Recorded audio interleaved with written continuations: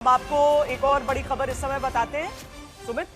बिल्कुल, और देखिए ईरान पर अमेरिकी हमले को लेकर बड़ा खुलासा हुआ है, जहां ईरान जो है अपने न्यूक्लियर फैसिलिटी से लगातार अपने सामानों को, अपने ठिकानों को बदल रहा है और फूडो ठिकाने पर भी हलचल देखी गई है। और ये तब हो रहा है जब ईरान के ऊपर लगातार अमेरिका ने 2 हफ्ते का समय दिया था कि हमें बातचीत करनी है। उसी बीच कई सैटेलाइट पिक्चर से दर्शा रही है कि ईरान ने अपने नई न्यूक्लियर फैसिलिटी से कई चीजों को हटाया था।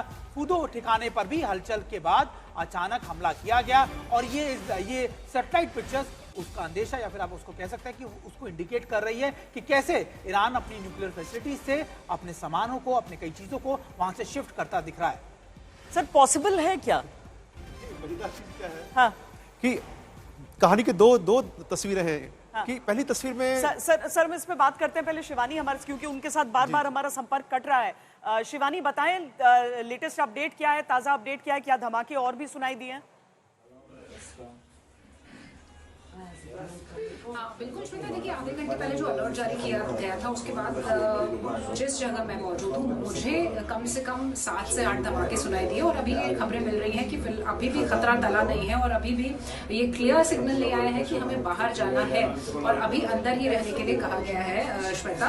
और जो खबरें बाहर से आ रही हैं छन छन के, उसमें से ये हमें मिल रहा है कि आसपास जो इलाका है, चाहे वो तेल अवीव का सिटी मार्केट का इलाका हो या फिर हाइफा का इलाका हो, वहाँ पर कुछ मिसाइल्स को एंगेज किया गया है। वहां से धुआं उठता हुआ दिखाई दे रहा है, सायरन्स की तेज आवाजें वहां से नजर आ रही हैं और धमाके हो रहे हैं। यानी कि नया वेव ऑफ मिसाइल आ रहा है ईरान की तरफ से, जिनको न्यूट्रलाइज किया जा रहा है आईडीएफ की तरफ से, और इसीलिए अलर्ट्स जारी किए गए थे। श्वेता, कितना डैमेज हुआ है, क्या इसका इम्पैक्ट रहा है, ये थोड़ी देर बाद असेसमेंट के बाद पता चलेगा। फिलहाल ये कहा गया है कि जो भी लोग हैं उनको प्रोटेक्टेड जोन में ही रहना है, बाहर अभी नहीं आना है जब तक ये पूरा बड़ा ये होता है कि अगर धमाकों की आवाज है तो मतलब उन मिसाइलों को निष्क्रिय भी किया जाता है, तो उससे भी वही इम्पैक्ट, वही आवाज रहती है। शिवानी,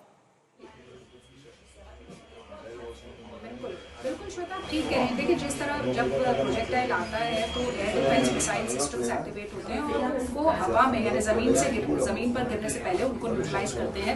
और जब वो धमाका होता है तो इसका मतलब ये नहीं है कि उस आने वाली मिसाइल से यहाँ पर कोई डैमेज हुआ है।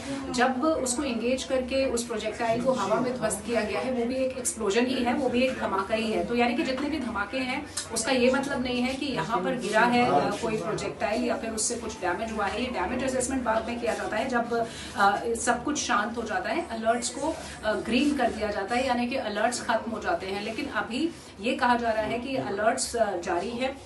लगभग 7:30 बजे का वक्त था जब पहला अलर्ट आया और उसके बाद से 6 अलर्ट्स आ चुके हैं, यानी कि बार बार क्रिटिकल अलर्ट साउंड किया गया। इन अलर्ट्स के भी कई लेवल्स होते हैं श्वेता, क्रिटिकल अलर्ट होता है, एक नॉर्मल अलर्ट होता है। तो ये जितने भी अलर्ट्स थे, क्रिटिकल अलर्ट्स थे, लोगों को बार आगाह किया गया कि आप लोग जहाँ पे भी हैं प्रोटेक्टेड एरियाज में चले जाइए। तेल अवीव और उसके सिटी सेंटर का इलाका, क्योंकि हम तेल अवीव के आसपास हैं, तो उस जोन का जो अलर्ट था वो ये कह रहा था कि ये जो सिटी सेंटर का इलाका है वहाँ पर रॉकेट और मिसाइल्स का अटैक ईरान की तरफ से शुरू हो गया है, जिनको न्यूट्रलाइज किया जा रहा है। और जब तक थ्रेट पूरी तरह से खत्म नहीं हो जाता है, अंदर ही रहने की हिदायत यहाँ पर दी जा रही है। तो जो भी इस बिल्डिंग में रहने वाले लोग हैं या फिर आसपास जिनको जहाँ पर तुरंत ये शेल्टर होम दिखा होगा, वो यहाँ पर आ चुके हैं। तो ये सब लोग अंदर बैठे हुए हैं और इंतजार कर रहे हैं। आप जब बॉम्ब शेल्टर के भीतर होते हैं तो दीवारों की चौड़ाई इतनी होती है कि उसमें सिग्नल्स पर भी असर पड़ता है। हम शिवानी से दोबारा संपर्क करेंगे। सर, जो हम आपसे पूछ रहे थे कि क्या वाकई संभव है कि वहां से सारी चीजें निकाल ली हो ईरान ने और किसी तरह का उसके अपने न्यूक्लियर प्रोग्राम पर कोई असर न पड़ा हो? देखिए, जो मैं बात कह रहा था कि तस्वीर के एक पूरी कहानी के 2 तस्वीरें हैं। पहली कि ट्रंप कहते हैं कि हम 2 हफ्ते बाद कुछ निर्णय लेंगे और दूसरा अटैक होता है।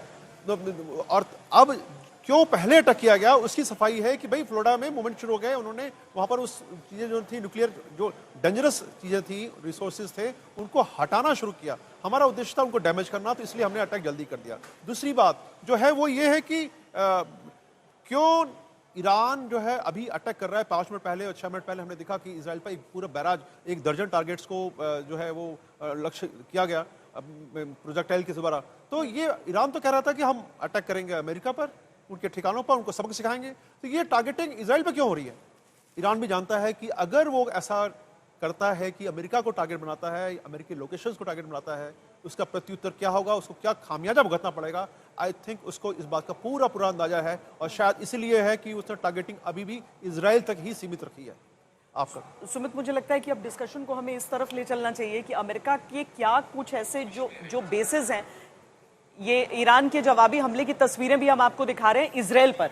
बिल्कुल, और देखिए कहा यह जा रहा है, क्योंकि दावा यह किया जा रहा है कि 40 से ज्यादा बैलिस्टिक मिसाइल ईरान की तरफ से दागे गए हैं इजराइल के इलाकों में। अब कितने, क्योंकि जैसा हमारी सहयोगी शिवानी भी बता रही थी कि कितने ज्यादा इंटरसेप्ट हुए हैं और कितने आके उन्होंने घातक अपना कह सकते हैं कि परिणाम दिया है, ये भी देखना होगा। लेकिन ये जरूर है कि ईरान ने बड़ा जखीरा, आप देखिए कि करीबन 40 से ज्यादा मिसाइलें दागने का दावा किया है इजराइल के अलग अलग इलाकों में, और खास तौर पे उनका जो मेन टारगेट रहा वो रहा हाइफा और तेल अवीव के इलाके। और देखिए जहां पर ना ऐसे वो आपको मशरूम वहां पर कहा जाता है, सामान्य आम बोलचाल की भाषा में मशरूम, यानी कि धुआं अगर आपको एक मशरूम की तरह दिखे यानी वो नष्ट हो गया है, वहीं पर नष्ट हो गया है। और उस हिसाब से, लेकिन आपको ईरान के जवाबी हमले से जमीन पर भी कहीं धुएं की बिल्कुल, तस्वीर ये दिख हाइफा रही की है। तस्वीरें बताई जा रही हैं श्वेता, और ये भी कि लोकल मार्केट के पास किस तरीके से हाइफा में अटैक हुआ है, ये वो तस्वीरें। और लगातार वहां के लोग भी, क्योंकि इजराइल के अंदर लोग लगातार ये पिक्चर्स भेज रहे हैं कि किस तरीके से ईरान के अटैक्स आज सुबह फिर दोबारा से देखे गए। ये हम दोबारा से अपने दर्शकों को बता दें कि ये ईरान की तरफ से 40 से ज्यादा मिसाइल दागने का दावा किया जा रहा है। ये बैलिस्टिक मिसाइल्स हैं जो इजराइल के हाइफा तेल अवीव इलाकों पर दागी गई हैं। रिहायशी इलाके भी हैं। टेल अवीव की जब हम बात करते हैं तो बहुत हाईली सेंसिटिव इलाके, इस हिसाब से कि वहां पर एम्बेसीज भी सारे, अब वहां पर इस तरह का हमला जिसमें आप निष्क्रिय जो हमले हैं उनको भी देख सकते हैं, और जो इनकमिंग मिसाइल्स प्रोजेक्टाइल सब हैं वो भी आप इसमें तस्वीर में ही डिफरेंशिएट कर सकते हैं। लेकिन सुमित, जिस चीज का हम जिक्र कर रहे थे ना, और जिस दिशा में हम चलना चाहते हैं इस समय, कि अमेरिका क्या कहीं कहीं वल्नरेबल है, कहीं कहीं कुछ ऐसे देश जहां पर उसके बेसिस ऐसी जगहों पर जहां पर उसे अतिरिक्त सावधान इस समय होना है। ईरान कर तो रहा है इजराइल पर पलटवार, पर ऐसा नहीं है कि अमेरिका रेडार से ऑफ। देखिए बिल्कुल, वैसे तो दुनिया भर के अंदर अमेरिका के बेसिस हर जगह फैले हुए हैं, लेकिन हमको सबसे पहले देखना होगा कि ईरान की कैपेबिलिटीज क्या है, ईरान क्या कर सकता है। ईरान या तो मिडिल ईस्ट में अटैक करेगा, जो नहीं करना चाहता, क्योंकि वो जानता है कि सऊदी हो, बहरीन हो, कतर हो, कुवैत हो, ये सारे के सारे वो देश जो लगातार उसके भी उसके साथ में साथ देने की कोशिश कर रहे हैं, मुस्लिम ब्रदरहुड की बात कर रहे हैं, वो सारे उससे छिटक जाएंगे, वो उसका साथ नहीं देंगे। ऐसे में दूसरे बेसिस जो अटैक किए जा सकते हैं, फिर जिन पर आप कह सकते हैं कि पॉसिबली ईरान कोशिश कर सकता है, वो है इराक का इलाका। लेकिन आपको याद होगा कि इराक से भी अमेरिका ने अपने कई सैनिकों की कमी कर दी थी, लगातार अपने आप कह सकते हैं थिन करने लग गया था अपने बेसिस पर, अपनी जो आप कह सकते हैं कि उनकी जो क्षमताएं थी उनको कम करने लगे। लेकिन हाँ, एक पॉसिबल अटैक साइट हो सकती है और वहां पर